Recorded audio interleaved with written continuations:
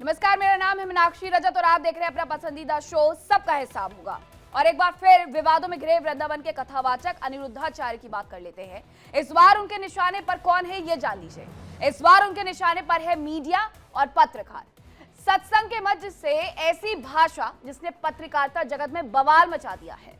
दरअसल एक सत्संग कार्यक्रम के दौरान कथावाचक अनिरुद्धाचार्य ने अपने खिलाफ कथित एफआईआर दर्ज होने की खबरों को सिरे से खारिज कर दिया और मीडिया की तुलना मंथरा से कर दी। हालांकि ऐसा पहली बार नहीं है कि उन्होंने कोई विवादित बयान दिया हो। इससे पहले भी अपने कई विवादित बयान को लेकर के वो काफी सुर्खियों में रहे हैं। उनके विवादित बयानों की जो पूरी लिस्ट है वो भी जरा देख लीजिए। कभी लड़कियों की शादी की उम्र, तो कभी उनके कपड़े, कभी उनका कैरेक्टर, इसे लेकर के आपत्तिजनक टिप्पणी वो करते रहे हैं। अब सवाल ये उठता है कि क्या धार्मिक मंच से इस तरह की भाषा का इस्तेमाल उचित है? क्या एक कथावाचक से जिस मर्यादा और संयम की अपेक्षा की जाती है वो इन बयानों में दिखाई दे रही है? और क्या मीडिया पर लगाए गए आरोपों के जवाब में यह विवाद अब सड़कों पर उतरकर और बड़ा रूप ले सकता है? यह सवाल इसलिए क्योंकि अब उनका विरोध मथुरा की सड़कों पर जबरदस्त तरीके से देखने को मिलता है। इस मुद्दे पर करेंगे चर्चा, लेकिन सबसे पहले आपको दिखाते हैं इसी से जुड़ी हुई एक रिपोर्ट।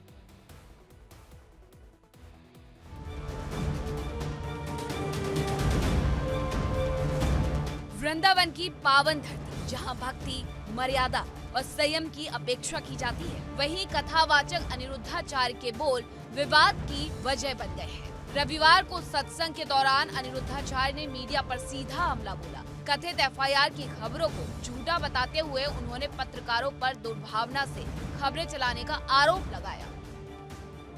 क्या भरोसा नहीं, टीआरपी के लिए कुछ भी कर सकते हैं। धर्मेंद्र को मार ही डाला था, धर्मेंद्र जी को, तो ये मुझे भी मरा। ये मीडिया वाले हैं बड़े पावरफुल, पैसे वाले, इनके पास कोई पैसों की कमी है। सारे मीडिया के लिए मैं नहीं बोल रहा हूं, कुछ मीडिया कर्मी जो मेरे पीछे पड़े हैं, इन लोगों के पास पैसा बहुत है, क्योंकि मीडिया वाले केवल ये टीआरपी के भूखे हैं। इन्हें धर्म से, सनातन से कोई लेना देना नहीं। अब मैं आपसे बताऊं कि मेरी सुरक्षा तो ईश्वर जाने, लेकिन बताइए इस देश में क्या इन लोगों के बोलने का मतलब मैं बोलूं तो मुझे फांसी मिलेगी और ये झूठ बोलते रहे, मतलब अभिव्यक्ति की आजादी मुझे नहीं है, इन्हें बस है। इतना ही नहीं, कथावाचक ने मीडिया को मंत्रा का अपडेटेड वर्जन बताया और सनातन धर्म को बदनाम करने का आरोप भी जड़ दिया। हिंदुओं को, मुसलमानों को, विधर्मियों को ना तलवार उठाने की जरूरत ही नहीं पड़ेगी।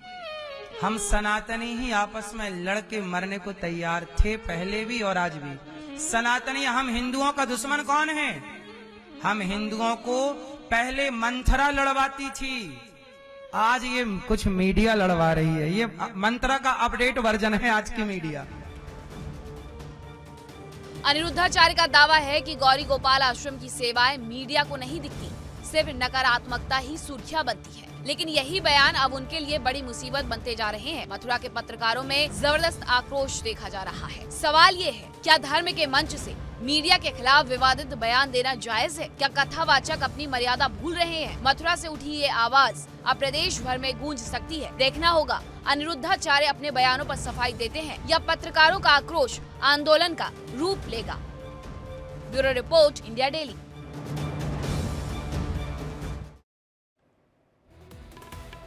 तो महिलाओं के चरित्र से होते हुए मुद्दा मीडिया तक आ पहुंचा है।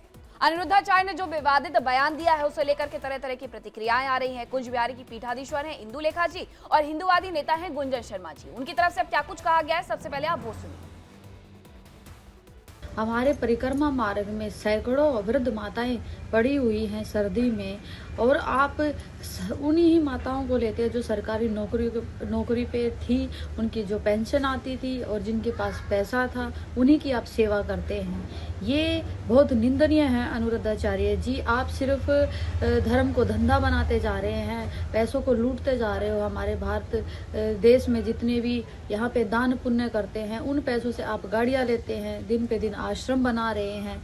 तो वो आश्रम बना रहे हैं जो पैसा आप ले रहे हैं तो उनको आप वृद्ध माताओं को, गरीब माताओं के लिए बनाओ ना।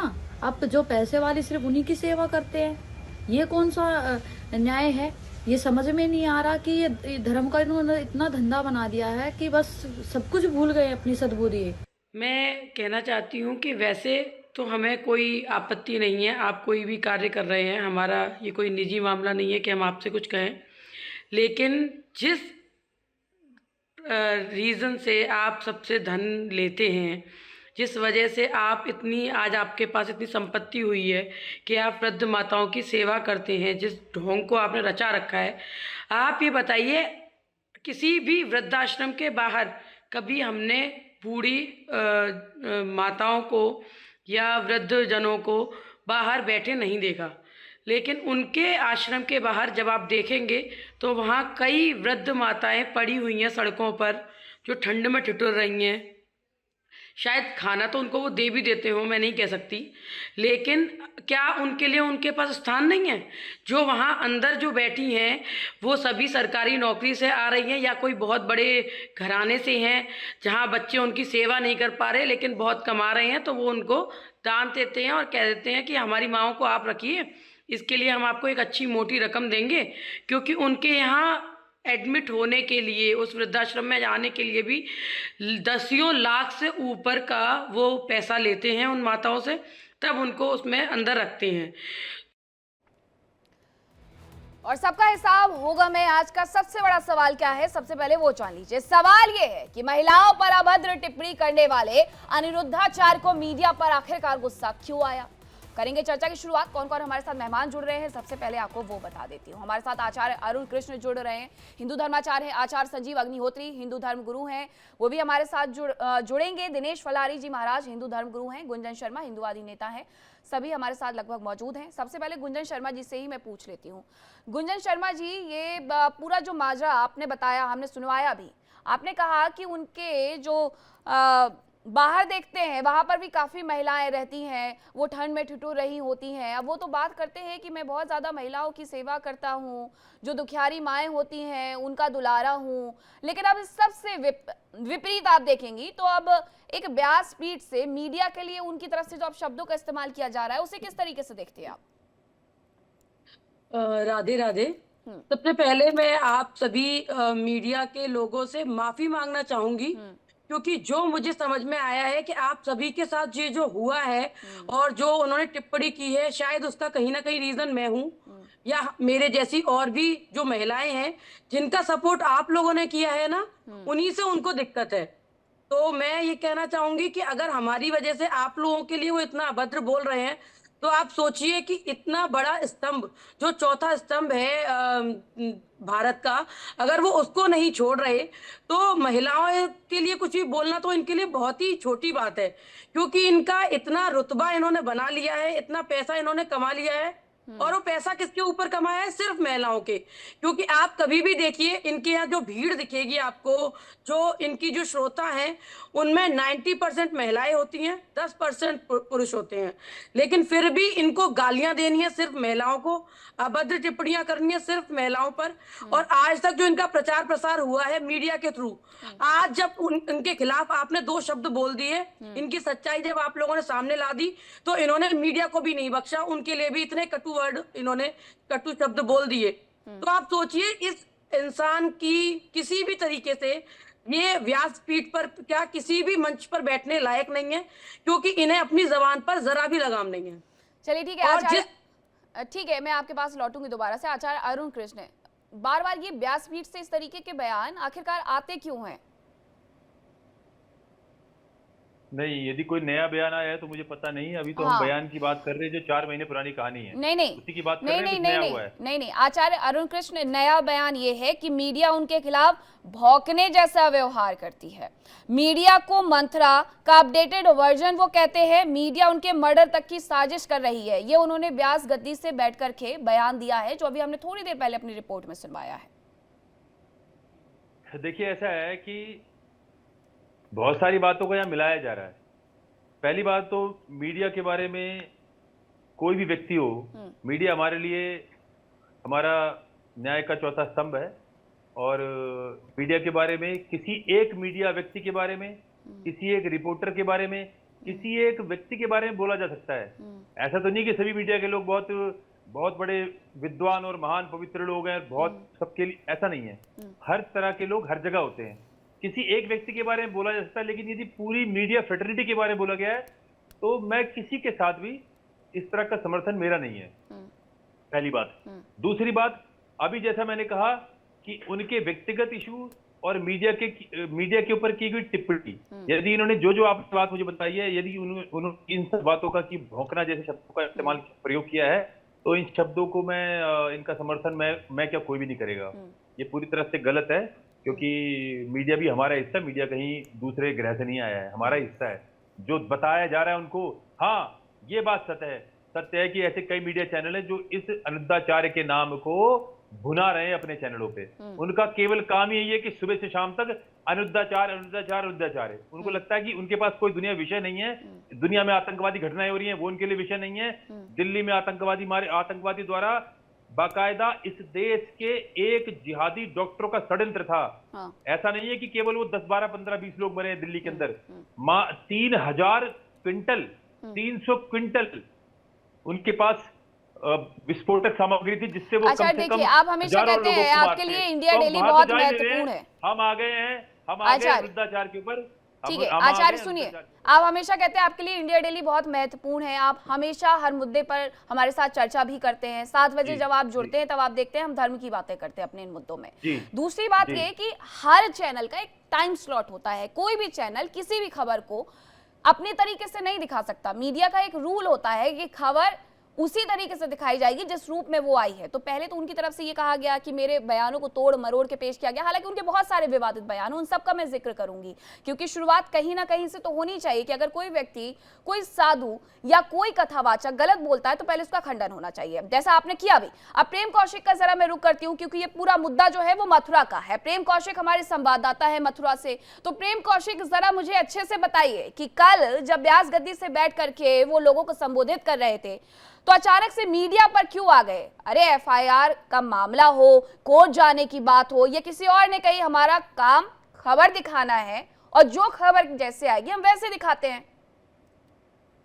बिल्कुल, देखिए मीनाक्षी, जिस तरह से पहले विवादित बयान लगातार अंधाचार के सामने आते रहे, महिलाओं को लेकर हो, धर्म ग्रंथों को लेकर हो, या फिर माँ सीता और राम के लेकर हो, अब ये जो विवादित बयान है अब ये मीडिया पर आ गए। क्यों मीडिया पर आ गए? उनका सीधा तौर पर जिस तरह से जब मीडिया इनके बातों को उजागर कर रही है, इनकी सत्यता को जब दिखा रही है, किस तरह से मर्यादित मन से अमर्यादित बातें करते हैं, तो अब ये जहां तक अब मीडिया पर उतर आए हैं जिन्होंने कहा है कि एफआईआर की बात। अरे साहब, अगर एफआईआर की बात भी है तो वो उसके लिए कोर्ट तैयार है, आप मीडिया पर क्यों उतर जाते हैं? जिस तरह से उन्होंने मंत्रा जैसा शब्द उन्होंने उपयोग किया, इसको लेकर मथुरा की मीडिया नहीं, देश भर की मीडिया इस समय आक्रोशित है और अंधाचार के खिलाफ में लोग आ रहे हैं। सोशल मीडिया पर जो मथुरा के तमाम पत्रकार हैं, तमाम मीडिया कर्मी है, वह इस समय सड़कों पर उतरने की बात चल रही है और जो है लगातार इनका आक्रोश बढ़ता चला जा रहा है, क्योंकि लंबे समय से, इससे पहला वाक्य नहीं है, लेकिन हाँ मीडिया ने शायद इनको बख्श दिया हो, लेकिन ये दूसरा वाक्य है जब एक बार फिर एक मर्यादित मंच से, आप सोचिए ये मर्यादित मंच कोई वैसा मर्यादित मंच नहीं है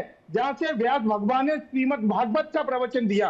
आप समझ सकते हैं, ऐसा श्रीमद् भागवत पुराण जहां पर श्री राम की मर्यादा, पुरुषोत्तम श्री राम की बात होती है, भगवान श्री कृष्ण की बात होती है, तो आप ऐसे मर्यादित मन से अमर्यादित बातों को करते जाएंगे और क्या सोचते हैं कि जनता आपको सुनती चली जाएगी? लोकतंत्र का चौथा स्तंभ है मीडिया। आप जिस मंच पर पहुंचे हैं उस मंच पर ले जाने का काम मीडिया ने ही आपको दिखाया था, लेकिन जिस तरह से आप लगातार मीडिया पर उतर आए हैं तो कहीं ना कहीं अब इसका नाराजगी बढ़ती चली जा रही है मीनाक्षी। और जिस तरह से बताया जा रहा है कि कल एक बार फिर सड़कों पर उतरकर मीडिया कर्मी अंधाचार्य महाराज का बड़े रूप में विरोध प्रदर्शन करेंगे। ठीक है प्रेम कौशिक, मैं आपका गुस्सा भी और आपकी नाराजगी दोनों ही समझ रही हूँ, क्योंकि सीधी सी बात है कि आप वहां कवर करते हैं, आपने कई बार अनिरुद्धाचार्य जी के जो बयान रहे हैं उन्हें एज इट इज दिखाया भी है, वो भले ये कहें कि तोड़ मरोड़ के पेश किया जाता है, और मथुरा की तमाम मीडिया जिन्हें लेकर के उनकी तरफ से ऐसा कहा गया उन सब में नाराजगी है। लेकिन सवाल वही कि जहां मीरा राठौर ने एक पूरे मुद्दे में कोर्ट का रुख किया है, तो क्या मथुरा के पत्रकार भी कुछ ऐसा कर रहे हैं या करने की तैयारी कर रहे हैं? आप बता रहे हैं कि कल एक बड़ा प्रदर्शन भी होगा। बिल्कुल, जैसे देखिए मीडिया कभी अपना रुख हमें अपने हिसाब नहीं बताती है। जो जनता का मामला होता है या कोई जनता की चीजें होती है वो सभी समाज के सामने मीडिया अपने आप तौर पर रखती है, और उसी का काम मीडिया लगातार करते चले आ रही है। और उसका देखा गया कि जिस तरह से नवचार महाराज के लगातार बयान थे, उन्हीं बयानों को जनता के बीचों में पहुंचाया। अगर उसकी और इसके बाद ऐसा नहीं है, नवचार महाराज इससे पहले विवादित बयान देना और उसके बाद में माफी मांगना, ऐसा लगता है कि उनका हर रोज का ये काम हो गया। जिस तरह से मीरा राठौर ने एक महिला होते हुए जब महिलाओं के चरित्र पर इन्होंने उंगली उठाई, जब उनकी मानहानि की बात करी, तब मीरा ठाकुर जो एक खुद महिला है, तो उनको लगा कि महिला की आवाज उठानी थी, जिसके लेकर वो कोर्ट में गई, और कोर्ट में एक परिवार तो उनके जो है दाखिल करने के लिए सीसीएम साहब ने आदेश दिए। ठीक है साहब, लेकिन उसके बाद में अगर आप मीडिया को घेरते हैं तो बिल्कुल आप देखिए मीडिया रणनीति बना रही है। यहाँ के पत्रकारों में आक्रोश है, आक्रोश को बाद में अब देखा जा रहा है कि क्योंकि जितने वरिष्ठ पत्रकार हैं, जितने भी तमाम मीडिया कर्मी हैं, उनका कहना साफ तौर पर है और लगातार सोशल मीडिया पर वो लोग पोस्ट भी कर रहे हैं। और देखना होगा कि अब लगातार ये कोर्ट का रास्ता चुनते हैं या फिर प्रशासन के तौर पर, या फिर किस तरह से अपना जो विरोध प्रदर्शन करते हैं। लेकिन देखिए जिस तरह से नवचार महाराज लगातार विवादित बयानों में, उस बीच बयानों में फिर एक बार इन्होंने मीडिया को घेरा है, और ये मीडिया जो लगातार बिल्कुल ये जो पूरा मुद्दा है, आपने बहुत अच्छे से दर्शकों को समझाया, आपने बताया कि आखिरकार वहां हुआ क्या। बहुत धन्यवाद आपका प्रेम तमाम जानकारी के लिए। अब मैं अपने तमाम मेहमानों का और एक बार से रुख करती हूँ। दिनेश पलारी जी महाराज, किस तरीके से आप इसे देख रहे हैं? क्योंकि अगर बात कार्यपालिका की हो, विधायिका की हो, अगर वहां पर भी किसी साधु संत की तरफ से या फिर कथावाचक की तरफ से इस तरीके के शब्दों का इस्तेमाल किया जाएगा तो वहां स्वीकार नहीं होगा। तो लोकतंत्र के चौथे स्तंभ के लिए अगर इन शब्दों का इस्तेमाल किया जा रहा है तो वो स्वीकार वैसे भी नहीं हो सकता है। देखिए, आपके चैनल के पर बैठे हैं आचार्य अरुण कृष्ण बैठे हैं, और हमारे वृंदावन में परम विद्वान संत हैं, बड़े बड़े भागवत आचार्य हैं। ये कभी भी व्यासपीठ से शब्दों की मर्यादा का उल्लंघन नहीं करते। एक एक शब्द में इनको पूरा विश्व सुनता है।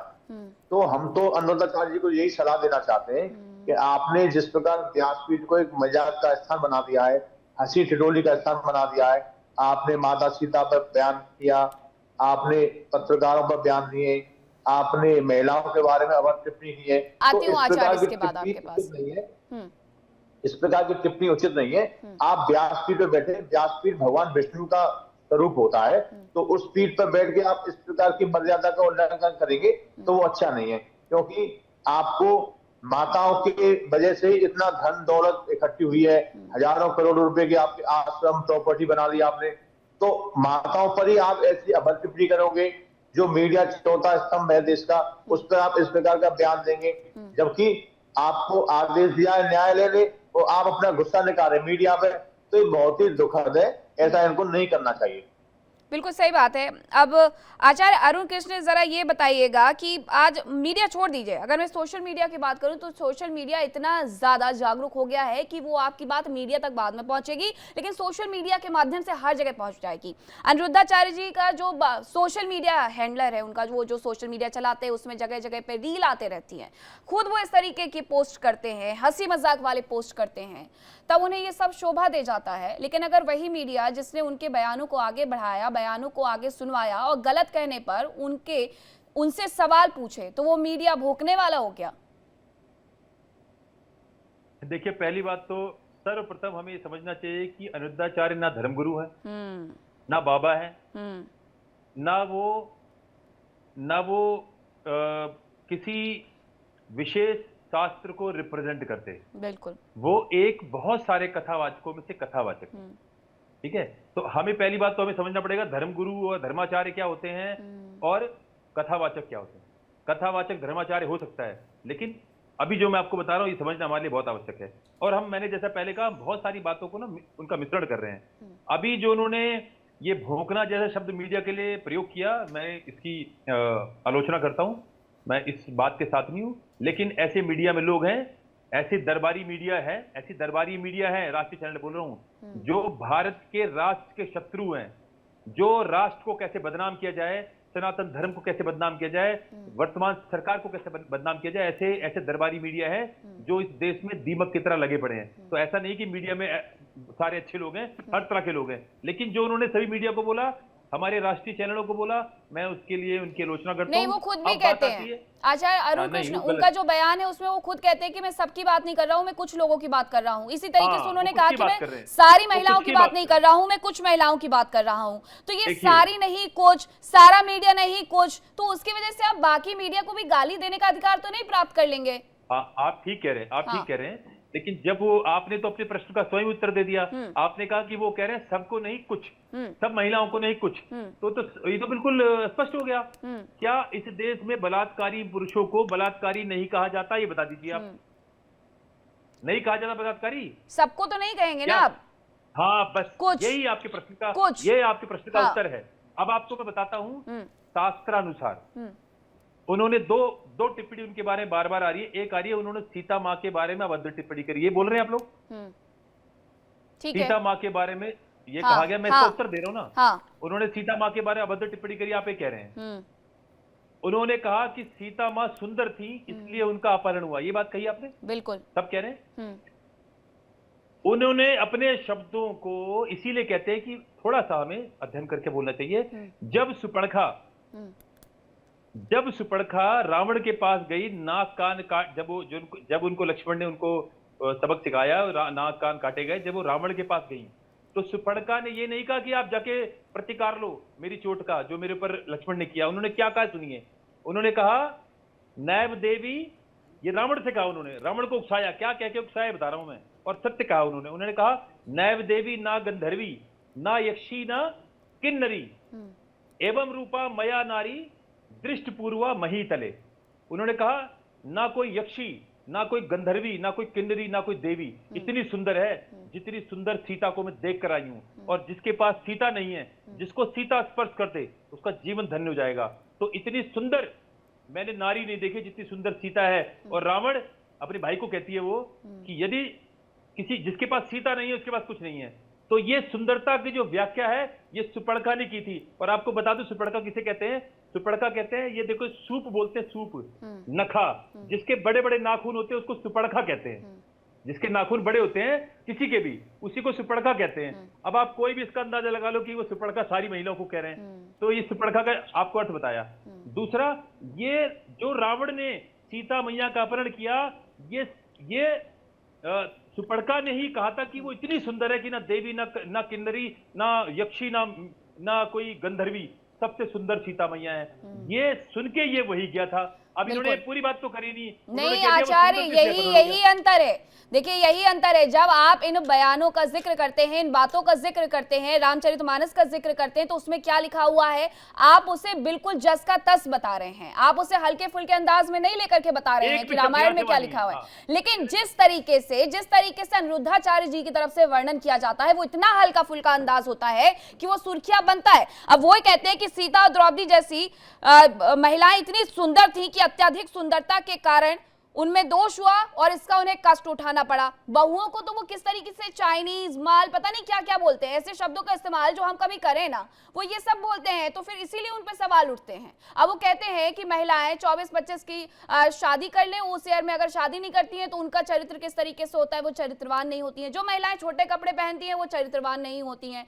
तो अब हर बार महिलाओं को लेकर के चरित्रवान होने का सर्टिफिकेट अगर वो देंगे तो फिर हमारे घर वाले क्या कर रहे हैं? मैं आपको इसका 30 सेकंड में उत्तर देता हूं। ऐसे सैकड़ों लड़कियों को जानता हूं, सैकड़ों, एक दो की बात नहीं कर रहा। आप केवल गुरुग्राम, दिल्ली, बेंगलोर और मुंबई चले जाइए। शराब, नशा, मांसाहार और क्षमा चाहता हूं जिसे अय्याशी कहते हैं, इसमें नशा, ड्रग्स, मैं कितनी लड़कियों को जानता हूं जिन्हें मैंने जाके टोका है कि आप ये क्या कर रहे हो। कपड़े कि आप अपनी आंखें बंद कर लो, नशा, ड्रग्स, चरस, स्मैक, ऐसा क्या है जो लड़कियां नहीं कर रही हैं? और ब्याह के लिए बोलो उनसे, कहते हो शादी यदि we don't know what marriage is, we don't know marriage. Drink कर रही हैं, दारू पी रही हैं, और एक दो नहीं है ये सैकड़ों की गिनतियां में। तो क्या ये हम 150 करोड़ में यदि 50 करोड़ महिलाएं, क्या उनके बारे में बात कर रहे हैं? लेकिन उनके बारे में अवश्य बोलेंगे, मैं भी बोलूंगा, जो आज आधुनिकता के नाम पर शराब पी रही हैं, मांस खा रही हैं और अश्लीलता की सारी पराकाष्ठा पार कर रही हैं। आप जाके रील उठा के देखिए, रील उठा के, गंदगी की पराकाष्ठा है। माएं अपने बेटों के साथ गंदगी मचा रही हैं, पत्नी, पति, बेटी, बहन, कोई किसी का रिश्ते का कोई मर्यादा नहीं है। तो ये कौन लोग कर रही हैं? आप बॉलीवुड हॉलीवुड उठा के देख लीजिए, आप देखिए तो जाके आपके कहने बैंगलोर के और दिल्ली अंदाज शहरों में में कितना क्या हो रहा है। अंतर है? आचार्य अरुण कृष्ण, आपके कहने के अंदाज में कितना अंतर है? अगर कोई ये कहे कि 25 साल से पहले जो महिलाएं शादी नहीं करती वो 4 जगह क्या करके आती है, मैं तो उन शब्दों का इस्तेमाल भी नहीं करना चाहती हूँ, तो वो शब्द नहीं, क्या इन शब्दों का क्या प्रयोग- वो शब्द इन शब्दों स्वीकार के होंगे? प्रयोग के साथ। आचार्य अरुण कृष्ण, वो शब्द ही तो स्वीकार नहीं है, बात कहने का एक तरीका होता है। अब आप देखिए, आप बंगाल की बात करेंगे तो वहां पर दुर्गा पूजा में माछ भात का भोग लगता है। अगर आप बिहार की बात करेंगे तो वहां पर अष्टमी के दिन बकरे की बलि दी जाती है, उसे लोग प्रसाद समझ के पंडित तक ग्रहण करते हैं वहां के रहने वाले। तो फिर आप उस बात को किस तरीके से देखेंगे? अब आचार्य अरुण कृष्ण, मैं आपके पास आऊंगी। डीपी शास्त्री जी हमारे साथ जुड़ गए हैं, उनका मैं जरा रुक करूं, लेकिन उसके पहले एक बयान सुनवाती हूं कि एक शास्त्रार्थ चल रहा है और शास्त्रार्थ में अनिरुद्धाचार्य जी क्या कहते हैं और उसका मतलब क्या होता है, जरा वो बयान सुनवाइएगा। भागवत जी के अष्टम स्कंद के 10वें अध्याय में लोग कहते हैं भागवत जी में राधा का नाम नहीं है, राधा का नाम नहीं है। ये लोग गलत कहते हैं, जो भी कहता है गलत कहते हैं। लिखा हुआ है, मैं आपको श्लोक दिखा रहा हूं। भागवत जी के 8वें स्कंद के 10वें अध्याय में श्लोक नंबर 40 है, लिखा है उद्यतायुध दौरदंडई राधावंतो भटान मृधे।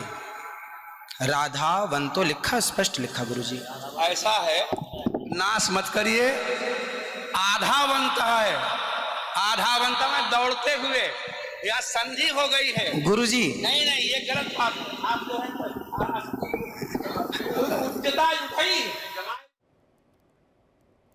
तो आचार्य डीपी शास्त्री जी, धर्मशास्त्र में तो बहुत ज्ञान लेकर के बैठना होता है, वैसे ही व्यास गद्दी पर भी बहुत सारा ज्ञान लेकर के बैठना होता है और वहां पर शब्दों की मर्यादा भी होती है। बहुत सारे गुरु ऐसे भी हैं जिन्हें सुनने के लिए भक्तों की कतार लगी रहती है। अनिरुद्धाचार्य जी के पास भी ऐसी ही कतार लगी रहती है, मुरारी बापू के पास भी इसी तरीके से कतार लगी रहती है। लेकिन शब्दों की मर्यादा का क्या?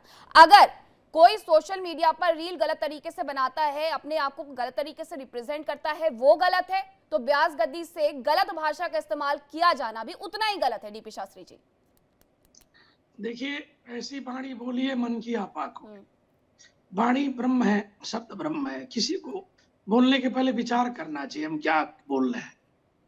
किसी के लिए आधे कलिकाल का प्रभाव है, प्रिंट मीडिया है, चाहे इलेक्ट्रॉनिक मीडिया है, सोशल मीडिया है, सब एक बराबर नहीं है। सबका अपना अपना कुछ करने का तौर तरीका है, सबका अपना अपना सिस्टम है।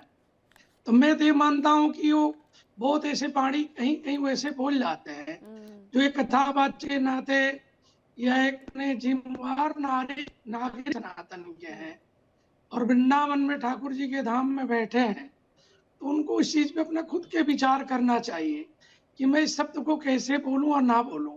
शब्द को तौल के बोले, परीक्षण करके बोले, सर्वेक्षण करें, निरीक्षण करें, तभी उसके आनंद आएगा सुनने वालों के लिए। दूसरी चीज है, उपमा बिहार हो चाहे बंगाल हो, उसको नहीं दे सकते हैं। अलग अलग परंपरा, लोगों की अपनी परंपरा के लोग निर्वाह करते हैं। सात्विक भजन, सात्विक सरकार और मताबा का बाद अगर घर में बना रहे तो गोविंद की कृपा, नारायण की कृपा होती रहती है। हमारे बड़े भैया साहब अरुण जी बोल रहे हैं, बिल्कुल सत्य बोल रहे हैं। बहुत ऐसे मीडिया में बहुत ऐसे लोग बॉम्बे, दिल्ली, बेंगलोर हम लोग के जीवन मिलते जुल जाते हैं, जिनका भी जीवन का अच्छी नहीं, वो इतने अपने आप को घिरे कि अपने जीवन को नरक बना के बच्चे रख लिए हैं। ना माता के सुनते, ना पिता के सुनते, ना सनातन को मानते, ना गुरुजन को मानते। उनका जीवन नरक हो चुका है। उस स्थिति में तो किसी कथावाचक, गुरुदेव या संत समुदाय के कोई मार्गदर्शक बनता है। किसी के जन कल्याण के लिए, हित के लिए, मानवता के लिए, संस्कृति के लिए, संस्कार के लिए तो बड़ा श्रेष्ठ बात है, उसको हम अच्छा ही मानेंगे। बल्कि हम एक चीज जरूर कहना चाहेंगे कि कुछ भी बोले उसको पहले देखें, उसके बाद बोले, ऐसे ना बोले। आपके बोलने से हमारी माताएं बहनें आहत हो, समाज आहत हो, संस्कृति आहत हो, भारत की गरिमा पे सवाल उठे, वो भी शोभा नहीं दिया है। कहने का भी मतलब समय है, समय के अनुसार आ जाए, सिस्टम से कहा जाए हम समाज के एक अच्छे लोग हैं, मार्गदर्शक हैं, हमारे बड़े भैया दिनेश भैया बैठे हुए हैं, तो हम सब लोग एक शांति के संदेश देने वाले समाज के लोग हैं, भगवान को मानने वाले लोग हैं, प्रकृति के समझाने वाले लोग हैं, प्रकृति के पूजन करने के संदेश समाज में देते हैं। कुछ लोग इस तरह के लड़की लड़कियां समाज में हैं जिनके भ्रांति के कारण इस समाज में बार बार सबके ऊपर उठाया जा रहा है। लेकिन हमारे उसको सुधार की जरूरत है।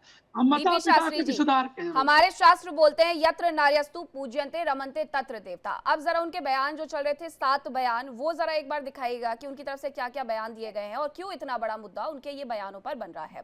25 साल की लड़की 4 जगह, नहीं पढ़ूंगी मैं ये लाइन, मैं तो बोलूंगी भी नहीं। पहले 16 साल की उम्र में लड़के लड़कियों की शादी होती थी। तीसरा और एक बयान है, अब लड़कियों को कोई पुरुष तो चाहिए इसलिए भाग जाती हैं। स्त्रियों को सिर ढकना चाहिए ताकि पुरुष उसकी ओर आकर्षित ना हो। पर्दा प्रथा जबकि भारतीयों में कभी थी नहीं। लड़कियां पूरे कपड़े पहनने पर बोलती हैं। एक एक लड़कियों के 4-4 बॉयफ्रेंड होते हैं, सुबह दोपहर शाम के लिए अलग अलग होते हैं। उन बेटियों के टुकड़े होते हैं जिनके माँ बाप बेटियों को संस्कार नहीं देते हैं। मीडिया को मंत्रा का अपडेटेड वर्जन कहते हैं, तो इसके अलावा कहते हैं बाल विवाह का समर्थन कर देते हैं कि 14 साल की बच्चियों के विवाह कर देने चाहिए और शादी के बाद जो स्त्रियां अपने माँ बाप से संबंध रखती हैं उनके घर तहस नहस हो जाते हैं। अब फलारी जी महाराज ये बताइएगा कि ब्यास गद्दी पर बैठ करके समाज को दिशा दिखाना होता है, दिशाहीन नहीं करना होता। ये इस तरीके के बयान बहुत से परिवारों को भड़का भी सकते हैं। जो महिलाएं, जो बच्चियां आगे पढ़ करके बढ़ना चाहती हैं उन्हें तो रोक दिया जाएगा क्योंकि वो सुनती हैं अनिरुद्धाचार्य जी को। देखिए, व्यास गद्दी से तो भगवान श्री राम का कथा का वर्णन करें, भगवान श्री कृष्ण की लीलाओं का वर्णन करें, गोपियों का जो भगवान श्री कृष्ण माखन चोरी लीला की है, बहुत सारी लीलाएं, उनको तो ये कहते नहीं है। ये तो सांसारिक मोह माया की बात करते हैं कि हमको आप दान दे जाओ, हमारे आश्रम में पैसा दे दो, हम बूढ़ी माताओं की सेवा करते हैं, हम 30,000 तीर्थयात्रियों को भोजन कराते हैं। तो ये सब मांगने खाने का इन्होंने धर्म को धंधा बना दिया है। जो बातें इनको करनी चाहिए वो तो नहीं करते, केवल लिपस्टिक लगा के बस ऐसी हंसी ठिठोली करते हैं, व्यासपीठ की मर्यादा का उल्लंघन करते हैं। ये व्यासपीठ भगवान विष्णु का वो है स्थान है। यदि यहाँ पर बैठकर भी आप इस प्रकार की सांसारिक मोह माया की बातें करेंगे तो आप, ये अच्छा नहीं है। एक संत के लिए, एक कथावाचक के लिए अच्छा नहीं है।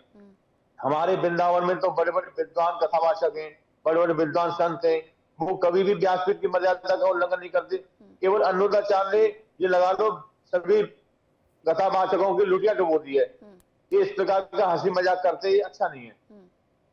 उनके इन्हीं शब्दों से कहीं ना कहीं लोगों को दिक्कत भी होती है। गुंजन शर्मा, अभी अगर मैं बात करूं मथुरा की, तो वहां पर बहुत सारे लोग आते हैं, उनको सुनने के लिए आते हैं। उनकी तरफ से कोई प्रतिक्रिया आए ना आए, लेकिन वहां मथुरा में रहने वाले जो लोग हैं उनकी तरफ से प्रतिक्रियाएं तमाम आती रहती हैं। लेकिन गुंजन शर्मा, सवाल यही है कि जब सुनने वाले को दिक्कत नहीं है तो फिर बाकियों को दिक्कत क्यों है? फिर तो ये भी सवाल पूछे जा रहे हैं।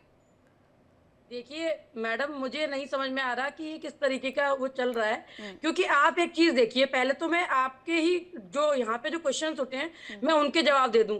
आपने लिखा है कि उन्होंने बोला है कि मीडिया टीआरपी के लिए ये सब कर रही है।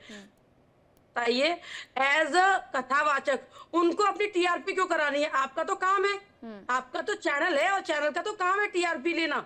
लेकिन उनको क्यों जरूरत पड़ रही है रोज एक नई टॉपिक पे रील डाल देने की ताकि उनकी टीआरपी बढ़े? उनको तो कमाने के लिए और भी बहुत साधन है ना, वो तो प्रॉपर बिजनेस कर रहे हैं। वो कोई कथावाचक नहीं है, he is just a businessman. वो गौशाला के नाम पर, वृद्धाश्रम के नाम पर केवल लूट मार रहे हैं और इस लूट के लिए वो टीआरपी की उनको जरूरत पड़ रही है। वो अपना ऐड कर रहे हैं, वो अपना प्रमोशन कर रहे हैं। कितने चैनल पे उनके नंबर फ्लैश होते हैं, उनके लिए बोला जाता है कि इस नंबर पे आप पेमेंट कर सकते हैं, इस नंबर पे आप सहयोग कर सकते हैं। तो आप बताइए उनको क्यों टीआरपी की जरूरत पड़ रही है? और मैं अरुण कृष्ण शास्त्री जी के जवाब देना चाहूंगी। अभी उन्होंने बहुत सारी बातें कही कि महिलाएं ये कर रही हैं, लड़कियां ये कर रही हैं, लड़कियां जैसे कि वो लोग बोलते हैं कि लिव इन में रह रही हैं, या लड़कों के साथ रील बना रही हैं, या माँ बेटे के साथ रील बना रही है। तो ये बताइए, इसमें कहीं पुरुषों का नाम क्यों नहीं आया? इन लोगों को इतना नहीं दिख रहा? अगर औरत किसी के साथ संबंध बना रही है तो वो पुरुष है, अगर औरत किसी बेटे के साथ बना रही है तो वो पुरुष है, वो किसी के साथ लिव इन में रह रही है तो वो पुरुष है। ये क्यों भूल जाते हैं इस बात को? केवल इनको ये याद रहता है कि महिलाओं पर टिप्पणी कर सकते हैं, महिलाओं को अबला समझ रखा है। और अगर महिलाएं 4 जगह मुंह मार रही हैं तो महिलाएं क्वार्टर पेज में जोड़ा रही हैं, उसकी क्यों नहीं याद रखा है इन्होंने? इन्होंने इस बात का एग्जांपल दे दिया कि इन्होंने स्मैक करते हुए, स्मोकिंग करते हुए, ये करते हुए महिलाओं को देखा। इन्होंने ये नहीं देखा कि कितनी लड़कियां आजकल कितना कुछ कर रही हैं। चलिए ठीक है, क्या नहीं आचार्य कर रही, अरुण ये कृष्ण क्यों से बता रही? जवाब ले लेती कि हूँ, वो- क्योंकि वो- आपने उन्हीं की बात पर सवाल उठाए। आचार्य अरुण कृष्ण जवाब देंगे। ऐसा है कि जब भी किसी की बात सुने ना, तो अपनी कान से ज्यादा बुद्धि का प्रयोग करना चाहिए, कोई व्यक्ति भी हो। जिन जिन महिलाओं के बारे में यहां बात हो रही है, केवल उन्हीं महिलाओं पर टिप्पणी करी गई है। ये हम ही कहते हैं यत्र नारस्तु पूज्यन्ते रमन्ते तत्र देवता। और वेदों में क्या कहा गया? वेदों में कहा गया, यही तो उनको सुनिए समझाने वाली सुनिए, बात है ना। आपसे देखिए, मैं यहाँ किसी से बहस करने नहीं आया। आपको पता होना चाहिए कैसा आचरण धर्म गुरुओं से बात करते हुए आपका होना चाहिए। अभी मैं बात नहीं, कर रहा हूँ यही तो केवल मैं मीडिया बता से, रही मेरा हूँ आपसे अनुरोध कि नहीं। मैं यही तो बता रही हूँ आपको मुझे बोलने कि दीजिए ना, यही आपने आचरण बोला। उनको चाहिए। उनका आचरण क्या होना चाहिए जब वो कथा व्यासपीठ हाँ। पर बैठते हैं, तो उनको किस तरीके इसी और बात जो ठीक है, वाणी गुंजन जी उन्होंने सुन प्रयोग लीजिए, वो की कह है, रहे हैं कि इसी का मैं उत्तर जवाब दे दे रहे रहा हो। हूँ। आप ठीक कह रहे बोलना हैं, चाहिए आप कि इसी का उत्तर महिला दे। या पुरुष को वो नहीं बोला उन्होंने, वो बाद में आपको उन्होंने इसी का एडिट उत्तर दे किया रहा है हूँ। सबको। आपने मेरी बात सुनी नहीं ना, मैंने क्या बोला? ठीक है, ठीक किसी है, भी वेद में, नहीं, मैं- किसी भी वेद में गुंजन जी मैं सुनिए। 2 श्लोक सुनाता हूं आपको। एक तो बड़ा आम है, यत्र नारस्तु पूज्यन्ते रमन्ते तत्र देवता। ठीक है। वेदों ने कहा तुम स्त्री, तुम पुमानसी, तुम कुमार उतवा कुमारी, तुम जीर्णो दंडेन वक्षसी, तुम जातो भवशी विस्तृतो मुखा। उस ब्रह्म को कहा, हे ब्रह्म, तू ही वो स्त्री है जिसने इस ब्रह्मांड को बनाया, तू ही वो स्त्री है। वेदों में, सुनिए मेरी बात, सुनिए आप, सुनिए, सुनेंगे तो आपको कुछ सीखोगे, आप सुनोगे तो कुछ सीखोगे, बोलते रहोगे तो कुछ सीखोगे नहीं। स्त्री कहा गया। लेकिन जिन स्त्रियों के बारे में, जो स्त्रियां शराब पी रही हैं, और अगर आपने कोई श्लोक आज तक सुना, यत्र पुरुषस्य पूज्यते रमन्ते तत्र देवता, किसी पुरुष की पूजा नहीं होती, केवल स्त्रियों के लिए कहा जाता है। तो आप यदि ये बोलते हो कि वो पुरुष गलत काम कर रहा है, तो हम भी करेंगे। अगर पुरुष छत से कूद रहा है तो हम भी नहीं, कूदेंगे। हम इससे भी करेंगे वाली बात इससे नहीं है, आपका देखिए, जस्टिफिकेशन हम भी नहीं करेंगे मिलेगा। वाली बात नहीं है, अगर आपको न्याय statement- संगत बात करनी है, statement आप clear हम रखिए। हमारे बात हम भी लिए, करेंगे वाली हमारे नहीं लिए होती। माताएं, बात ये होती है कि हमारे लिए कहा जाएगा बहनें, तो पुरुषों के लिए भी हमारे कहा लिए जाएगा। स्त्रियां आदरणीय हैं। और स्त्रियों पे हमारे अच्छी लिए चीजें क्यों स्त्रियों नहीं का, याद रहती उनको? हमारे लिए, एक मिनट, हमारे लिए स्त्रियों का जो जगह है, स्थान है, वो पुरुषों से बड़ा है। इसीलिए स्त्रियों को बोला जा रहा है। ये किसी ने नहीं कहा कि स्त्रियां गलत है, पुरुष अच्छे हैं। अरे ये तो सर, ये तो आप हाँ। फालतू की बात कर रहे हैं कि हम देवताओं को पूजने से देवताओं को गालियां देंगे क्या? क्या बोल रही है, इन्हें कुछ पता तो है नहीं क्या बोल रही है। यदि आपको नहीं पता विषय के बारे में तो मत बोलिए। पूज रहे हैं इसलिए उनको समझा रहे हैं। अगर यदि आप पूज आपको, रहे हैं, तो यदि आपको आपको पता होना चाहिए कि नहीं, सरस्वती पूजनीय भी का देवी मतलब है। ये नहीं है सरस्वती के क्या पास हम ज्ञान होगा बार कि आपके नहीं, पास ज्ञान होगा। बार डांसर को ज्ञान पूजेंगे, तो हम सरस्वती के पास बार ही होगा डांसर को ना। पूजें, नहीं बार डांसर को पूजें, बार डांसर को पूछे जो बारों में डांस कर रही हैं, जो शराब पी के नशा पी के दिन रात नहीं, सबका अपना काम है, मुझे लगता है फिर तो। हम केवल उनको पूजेंगे तो आचार्य पूजनीय होगा। आचार्य तो अरुण बलात्कार कृष्ण, को बलात्कारी हर कहा नारी जाएगा। पूजनीय बातें है बोल फिर रहे तो। हो। नहीं यार, देखना अगर नजरों से है तो हर नारी पूजनीय है। बार डांसर कोई जानबूझ करके नहीं बनता है, बहुत सारी परिस्थितियां होती हैं, काम बनाता है और काम है। अगर आप किसी के काम की इज्जत करेंगे तो आपको उसमें भी समझ में आएगा। जननी सम जानहि पर नारी तिनके मन शुभ सदन तुम्हारे। अब तुलसीदास जी क्या कहते हैं, मानव जीवन में नारियों के प्रति सम्मान को प्रतिस्थापित करते हुए कि जो पुरुष अपनी पत्नी के अलावा किसी और स्त्री को अपनी मां के समान समझता है, उसी के हृदय में ईश्वर का वास करता है। फिर तो ये भी लिखा हुआ है, मूलम ही धर्मा। मनुस्मृति में ये कहा गया कि वास्तव में धर्म का मूल ही नारी है। फिर तो ये भी लिखा हुआ है। अब हमारे साथ संजीव जी जुड़ गए हैं, ठीक है, आचार्य संजीव जी जुड़ गए हैं, मैं उनका जरा रुख कर लेती हूँ। उसके बाद आचार्य अरुण कृष्ण, आप अपनी बात को पूरा भी कर लीजिएगा, काफी देर बाद वो जुड़े हैं, हम काफी देर से प्रयास भी कर रहे थे। जरा ये बताइएगा संजीव जी, जो ये बयान महिलाओं के लिए, मीडिया के लिए दिए जाते हैं, अब ऐसे में क्या कुछ गाइडलाइन जारी नहीं हो जानी चाहिए कथावाचकों के लिए कि आप अपने बयानों में दिशा दें, दशा न समाज की और बिगाड़िए? जी देखिए, बात ये है कि असल में अनिरुद्धाचार्य जी ने जो कुछ कहा है वो सोच समझकर कहा है, क्योंकि आज देश में जिस तरह का अपवाद चल रहा है, मेट्रोस में या कहीं भी आप देखिए, खुलेआम लोग बेलगाम लोग किस तरह के कपड़े पहनते हैं। आप देख रहे हो मैं कैसे रूप में रहता हूँ, और आपके टीवी में जैसे आता हूँ वैसे ही मैं सड़क पे चल रहा हूँ। और सड़क से ही आज मैं पहली बार ऐसा डिबेट कर रहा हूँ, क्योंकि थोड़ा कहीं रास्ते में फंस गया था। तो आप देखिए ऐसे ही रहता हूँ। क्या अब आप देखिए इस तरह के अव्यवस्थित जो वस्त्रों को पहनकर आज बहन बेटी सड़कों पे चल रही है, या बेवजह सड़कों पे इस तरह का वो प्रदर्शन जो गलत चल रहा है, मैं बोलना नहीं चाहता हूँ क्योंकि पूरा वर्ल्ड आपके नेशनल चैनल के माध्यम से सुन रहा है, तो ये बिल्कुल ही ठीक नहीं है। उनका ये कहना है कि सभी बहन बेटियों का यत्र नार्यस्तु पूज्यन्ते रमन्ते तत्र देवता, ये आपने भी श्लोक बोला, बहुत धन्यवाद आपके लिए। तो सभी का सम्मान है, सभी का मान है, सभी का विकास हो, सभी का सम्मान हो, यही बीजेपी कहती है, यही हम धर्माचार्य लोग कहते हैं। पर क्या जो इस तरह का निंदनीय जो प्रस्ताव आज जो चल रहा है देश में, जो फैला हुआ है, ये निंदा का पात्र नहीं है। जो आज अपने पिता के सामने, आज अपने घर के बाहर खड़े होकर के सिगरेट पी रही है, क्या ये धर्म है? ये उन्होंने इसलिए ऐसा कहा कि हमारी जो भी बहन बेटी है वो अपने सही व्यवस्था में रहें और उनको जो है उनका सम्मान हो, क्योंकि उनका सम्मान हमारे देश का हमारा सम्मान है।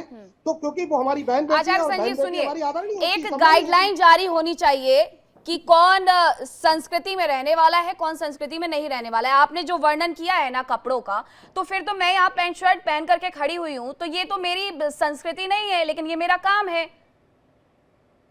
आपको पता है, मैं आपको कुछ देशों के नाम गिनवाती हूँ, मैं आपको कुछ देशों के नाम गिनवाती हूँ जो पूरी तरीके से मुस्लिम कंट्री है। मैं आपको बाली का नाम बताती हूँ, आप वहां पर कभी भी जाएंगे, जितनी भी एयरलाइंस में काम करने वाली लड़कियां हैं सलवार कुर्ते पहनते। क्यों? क्योंकि वहां के नियम कायदे हैं। आप कहिए सरकार से नियम कायदे बना दे। आप थाईलैंड जाएंगे, वहां पर भी लड़कियां आपको सलवार कुर्ते में मिलेंगी। मलेशिया जाएंगे तो आपको वहां पर भी लड़कियां जो है एयरलाइन में काम करने वाली, आपने एयरलाइन देखी है भारत की, बाकी देशों की भी देखी होंगी, तो वहां पर भी काम करने वाली जो लड़कियां वो सलवार कुर्ते पहन करके अपना काम करती है। तो फिर या तो सरकार गाइडलाइन बना दे या फिर आप लोग गाइडलाइन बना दीजिए कि हम लोग जो है जैसे पहले रहते थे, 40 साल 50 साल पहले रहते थे, वैसे मर्यादा में रहे। लेकिन आज मर्यादा को खूंटी पर टांग दिया है। तो यही बात वो अनिरुद्धाचार्य जी ने यही कहा है। बाकी वो जो कुछ भी कभी कभी बोलते हैं उसको उनको सोच समझकर बोलना चाहिए, ये मैं उनसे पर्सनल कहूंगा और मैंने कहा है। तो बाकी ये कि देखो, कड़वी दवाई होती है ना, तो माँ जानती है कि दवाई कड़वी मेरे बच्चे को अच्छी नहीं लगेगी, पर माँ क्या कहती, बेटा आंख बंद करके पी ले, क्योंकि ये देश हित में है, क्योंकि ये मेरे बालक के हित में है। तो ऐसा बात उन्होंने कहा, तो इसलिए आप इसके लिए वो नहीं। अपशब्द कहते हैं सर उन्हें, आचार्य संजीव उन्हें अपशब्द कहते हैं, उन्हें कड़वी दवाई नहीं बोलते हैं। ये कड़वी दवाई का घोल कहीं और पिलाइए आचार्य संजीव, ये कड़वी दवाई का घोल कहीं और पिलाइए। सारी मीठी दवाइयां भी बहुत सारे आपके इलाज करते हैं, होम्योपैथी में तो फिर आप बहुत भरोसा करते होंगे। ये सब एग्जाम्पल यहाँ मत दीजिए। देखिए आचार्य संजीव, सीधी सी बात ये है, मैं ये चाहती हूँ कि व्यासपीठ से अगर कोई व्यक्ति कुछ भी बोल रहा है, अगर वो कथावाचक है, तो वो जरा ध्यान दे कि समाज की दिशा सुधारनी है, दशा नहीं करनी है। मैंने ये पहले भी कहा और मैं एक बार फिर से कह देती हूँ, मैं इस बात को लेकर के बहुत स्पष्ट हूँ। गुंजन, मुझे आप एक बात बताइएगा, फिर तो देश में नियम हो जाना चाहिए ना, देश में नियम। मैं बिल्कुल मीनाक्षी जी, मैं यही कहना चाहती हूँ कि ये तीनों लोग, चारों लोग जो यहाँ बैठे हुए हैं, ये धर्मगुरु हैं। ये इन्होंने एक चोला पहन रखा है, ये उस ड्रेसअप में रहते हैं अपनी इच्छा से, ठीक है। लेकिन आप एक बात बताइए, इनके अलावा आप कितने % लोगों को जानती हैं जो इस तरह के वस्त्र पहनते हैं? आपके घर में भी, मेरे घर में भी, इन सभी के घर में भी जो जेंट्स हैं वो भी जीन्स और टी शर्ट और ट्राउजर्स ही पहनते हैं। आप बताइए कितने पहन रहे हैं? बताइए, ये धोती कुर्ता पतले कितने लोग पहन रहे हैं? तो जब ये क्वेश्चन, जब ये टॉपिक लड़कों के लिए नहीं होता, तो लड़कियों के कपड़ों में क्यों? और अगर कपड़ों में है, हमारे पड़ोस में, हमारे वृंदावन में आज भी कोई बहन बेटी ऐसे नहीं बोल सकती है। बिल्कुल राजी है। मैं पर्सनली साड़ी बहुत पसंद करती हूँ, तो अगर साड़ी पहनने का मुझसे कहा जा रहा है, मैं बहुत खुश हूँ। आचार्य संजीव, मैंने आपको पूरा वक्त दिया था, आप सुन लीजिए, फिर जवाब दे लीजिएगा। मैं आपको वक्त दूंगी आचार्य संजीव, मैं आपको पूरा वक्त दूंगी। मैंने आपको पहले भी वक्त दिया, मैंने कहा भी कि आप देरी से आए हैं, ठीक है। आचार्य संजीव, आप अपनी बात रखिएगा, मैं आपको वक्त दूंगी। गुंजन जो कह रही है उन्हें भी तो सुन लीजिए, महिलाओं की सुननी भी तो पड़ती है।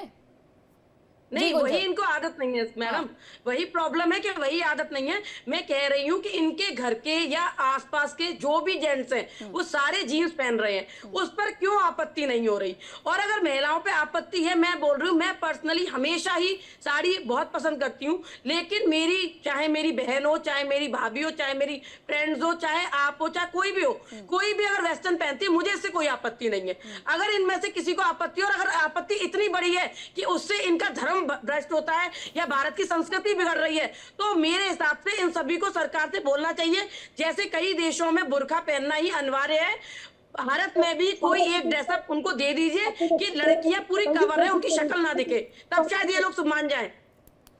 लेकिन हम तो ये कहते हैं, आपकी बहन बेटी, मेरी बहन बेटी, किसी की, सबका सम्मान हो, सब प्रेम से रहे, अच्छे से रहे, यही धर्माचार्यों कहना। अच्छा, कोई ना कोई तो आगे मंच पर आएगा कहने के लिए, तो इसलिए तो इतनी गंदी भाषा प्रयोग नहीं करेगा ना। ऐसी बात नहीं है, लेकिन आचार्य हमारा संजीव, कोई- बात कपड़ों की थी नहीं, बात ये थी कि बात उन्होंने उनकी किस भाषा की भाषा है। का इस्तेमाल किया है। आचार्य संजीव, उस बात पर बहस है कि भाषा वो जो इस्तेमाल करते हैं डीपी शास्त्री जी, वो भाषा जो इस्तेमाल करते हैं उससे लोगों को परहेज है। क्या आप और कहिए, मीनाक्षी देखिए जी, मैं आचार्य बात अरुण आपको- कृष्ण ने इन्हीं तमाम बातों को कितनी संजीदगी से रखा। उन्होंने उन तमाम बातों को लेकर के कहा कि देखिए सीता जी सुंदर थी तो उनका वर्णन किस तरीके से लिखा हुआ है, तो एक तरीका ये भी तो है। अब आप ये कह दें कि सीता इतनी सुंदर थी इसलिए उनका हरण हो गया, तो ये तो फिर विवाद ही है ना आचार्य डीपी शास्त्री उन्होंने जी। बोला कि ये उनका द्वेष था, हाँ। उनमें कमी थी ये। आप पूछिए, हमने तो उनसे कहा ये कि जो आप- दोष आचार्य बता रहे संजीव, हैं, आती वो हूँ दोष आती किसमें हूँ डीपी गलत है? शास्त्री जी से जवाब मांग रही हूँ मैं भी। मैं बोल रहा हूँ कि भाषा किसी को मर्यादित होनी चाहिए। बिल्कुल। किसी प्रोफेशन में आपके वाणी से ही आपका परिचय जाना जाता है कि आप क्या पढ़े और क्या नहीं पढ़े लिखे हैं। आप पीएचडी कर लिए और बोलने का ढंग ही नहीं है, सिस्टम का ढंग ही नहीं है। राम का नाम सत्य है, किसी के ब्याह में जाके बोल देंगे राम नाम सत्य है तो आपको बैठने देगा, उठा के भगा देगा। उसके मंगल में आप गए हो राम के नाम सत्य करने के लिए। इसीलिए भाषा कोई भी हो सिस्टम से बोले, और माननीय जो आचार्य जी हो भी सिस्टम से बोले। कलिकाल कुठार लिए फिरता, कलिकाल का प्रभाव है, इसमें सब लोग कहीं ना कहीं भ्रमित रहेंगे समाज में। कथावाचक लोग एक और संदेश देना मैं चाहता हूँ, सत्यनारायण भगवान के कथा करना नहीं आता और भागवत के पोथी लेके समाज में लोग बैठ रहे हैं। बिल्कुल। आज भागवत की को डर लग हाँ। गया कथावाचक को लोग से। हाँ। कथावाचक लोग स्वाध्याय करें और गुरु के सानिध्य में रहें। बिल्कुल, यही परंपरा को आचार्य मानें, संजीव मैसेज व्याकरण मिलना को- चाहिए, और आचार्य डीपी शास्त्री यही मैसेज मिलना चाहिए कि जब बात आप झोला छाप डॉक्टरों की करते हैं तो ऐसे लोगों की भी होनी चाहिए। अगर मैं यहाँ पर खड़े होकर के ये कह दूं कि पैनल में बैठे हुए सभी धर्मगुरु ढोंगी हैं तो नहीं स्वीकार होगा, फिर उसके बाद मैं अपने बयान को ये कह दूं अरे नहीं मैंने सबके लिए नहीं कहा, मैंने कुछ के लिए कहा है, तो फिर ये भी स्वीकार नहीं होगा। तो भाषा ही तो मैटर करती है। मैं यहाँ पर खड़े होकर के मर्यादित भाषा का इस्तेमाल कर सकती हूँ, मैं यहाँ पे खड़े होकर के महिलाओं के लिए, पुरुषों के लिए या किसी भी समाज के लिए ऐसे शब्दों का इस्तेमाल नहीं कर सकती हूं जिसकी वजह से उन्हें आपत्ति हो। यही आपत्ति है उनसे। अब देखिए, मैं फलारी जी महाराज के पास जाती हूं। वैदिक साहित्य कहता है कि महिलाओं और पुरुषों के समान अधिकार है। शिक्षा में प्राचीन वैदिक काल में शिक्षा का अधिकार है। वो हमारे साथ नहीं जुड़े हुए हैं। आचार्य अरुण कृष्ण का मैं रुख कर लेती हूँ, यही सवाल मैं आपसे कर रही हूँ। आचार्य गृह स्वामिनी ग्रंथों में महिलाओं को घर की महारानी कहते हैं। मनुस्मृति में संपत्ति के अधिकार महिलाओं को मिले हुए हैं। विष्णु पुराण में महिलाओं के सम्मान न करने पर चेतावनी दी गई है। तो ग्रंथ तो महिलाओं के लिए बहुत अच्छी बात लिखते हैं। आचार्य अरुण कृष्ण से जवाब ले लेती हूँ, उसके बाद जाती हूँ फलारी जी महाराज आपके पास। देखिए, आधुनिकता का क्या क्या अर्थ है स्त्रियों के लिए। वो आज डॉक्टर है, इंजीनियर है, पायलट है, फाइटर जेट उड़ा रही हैं, वो एंकर्स हैं। वो दुनिया का ऐसा कोई कार्य नहीं है जो आज स्त्रियां नहीं कर रही हैं। और किसी ने नहीं कहा, ये जो बीच में लाइन खींच देते हैं ना कि हम कह रहे हैं घूंघट, किसी ने ना घूंघट के लिए बोला, बिल्कुल, ना मैंने किसी भी ने यही साड़ी के लिए कहा। बोला। ये सब बेकार की बातें कर रहे हैं, बस टीवी पे आने के लिए कुछ भी बोल देते हैं आए। किसी ने नहीं कहा, जिसकी जो यूनिफॉर्म है वो यूनिफॉर्म पहने। लेकिन ये आपको भी पता है, मुझे पता है कि न्यूडिटी क्या होती है, वल्गैरिटी क्या होती है, घटियापन क्या होता है, वो आपको पता है, मुझे पता है। इसमें हमें बहस करने की आवश्यकता नहीं है। दुनिया के सभी बड़े पदों पे आज स्त्री बैठी है और उसका मैं तो हरियाणा की धरती से आता हूँ जहां पर हमारी बहन बेटियां खेलों में पूरे विश्व में अपना पताका फहराती हैं। तो क्या हम उनके साथ नहीं है? हम उनको कह रहे हैं साड़ी पहन लो, एवं कुछ ही बोले जा रहे हैं कि ये नहीं पहनते, वो नहीं पहनते। पहले पता लगाओ हम बोल क्या रहे हैं। हम ये कह रहे हैं कि सबको पता है कि सीमाएं क्या हैं, उस सीमाओं का उल्लंघन ना पुरुष को करना चाहिए। और आपको बता दूं, जो ये देवी बैठी हैं हिंदूवादी नेता के नाम से, इनको बता दूं कि मैं सैकड़ों बच्चों को, सैकड़ों मर्दों को, लड़कियों को नहीं कह रहा, मर्दों को शराब और मांसाहार के जीवन से निकाल चुका हूं। इसका मतलब है मैं पुरुषों पे कार्य करता हूं कि ताकि वो शराब और मांसाहार ना उनके करें। सिर मैं ढकने पुरुषों के की बात ऊपर कर है। रहा हूं, स्त्रियों की बात नहीं कर तीसरा रहा। जो ठीक है, टॉपिक है ना अनुराधाचार्य दूसरी का बात, इस न्यूज़ दूसरी चैनल बात, में, वो दूसरी क्या बात, है आप दूसरी देखिए बात, गुंजन जी दूसरी पहले बात, सुनिए, गुंजन जी दूसरी प्लीज पहले सुनिए। दूसरी बात, हाँ। ये अब होता है, ये नया नया होता है, जब नए नए आप टीवी पे आते हो तो इस तरह बीच बीच में कूद कूद के बोलते हो, आदत होती है बच्चों की। लेकिन मेरे कहने का केवल ये मतलब है, कोई भी व्यक्ति हो, अनुद्धाचार क्या है? लड़कियों के दुश्मन है क्या? वो शत्रु है लड़कियों के? वो जो भी कह रहे हैं क्या इसीलिए ताकि हमारे समाज में ये गंदगी, न्यूडिटी ना फैले। आज लिव इन के नाम पर जो घटियापन समाज में फैल रहा है, अरे एक समय कालखंड ऐसा था जब आप किसी स्त्री से कह दो, एक समय था ये जब किसी स्त्री से कह दो कि भाई मैं आपसे शादी नहीं करूंगा लेकिन आपको बड़े प्रेम से अपने पास रखूंगा, तो मैंने खुद सुना बोलते टीवी पे कार्यक्रम में कि मैं आपके साथ रखेल बन के नहीं रहूंगी, आपको मेरे साथ विवाह करना पड़ेगा। ये स्त्रियां बोलती थी। आज कह रही नहीं नहीं हम लिव इन में रहेंगे, सत्य चाहे। अरे तो पूरी ये दुनिया झूठ सरकारों बोले का थे, विरोध क्यों तो नहीं सत्य करते नहीं फिर जाएगा। आप इसमें? आचार्य सरकार- अरुण कृष्ण, आप सरकारों को विरोध क्यों नहीं सरकारों करते का काम हैं? नहीं है। बिल्कुल सरकार है। हमारे माई बाप आपको नहीं मैं है, हमारे उदाहरण माई बाप देती शास्त्र हूँ, है। आपको मैं उदाहरण देती हूँ। उत्तराखंड में तो पूरा कानून बना दिया गया है कि अगर आप लिव इन में रह रहे हैं तो अपने डॉक्यूमेंट्स आपको सबमिट करने होंगे। ये तो बिल्कुल है, कैसी बात कर रहे हैं? बिल्कुल है ये। अरे आप ये सुनिए, ये सुनिए, हाँ, ये सुनिए।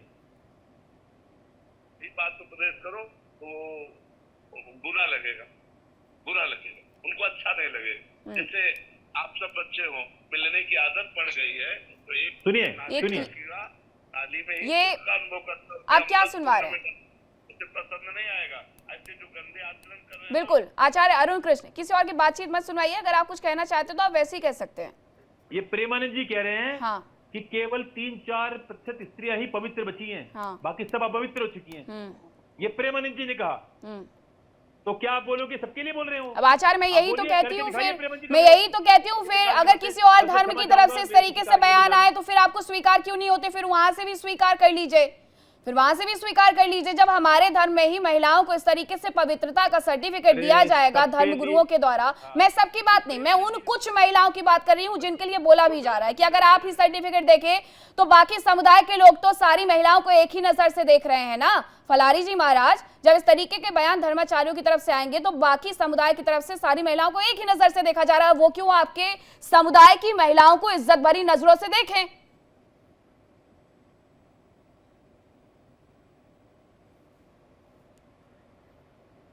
फलारी जी महाराज, आपको आवाज पहुंच रही है? जी, मैं तो यही कहना चाहता हूँ कि उन्होंने सभी को बोला है कि महिलाएं ऐसा करती हैं, मीडिया को बोला है मीडिया मंथरा है।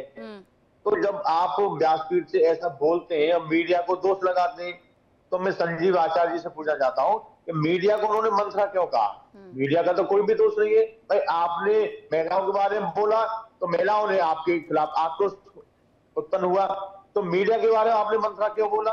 आप जवाब दीजिए, मीडिया ने क्या ऐसा कार्य किया है? संजीव जी 30 सेकंड ले लीजिए और जवाब दीजिएगा।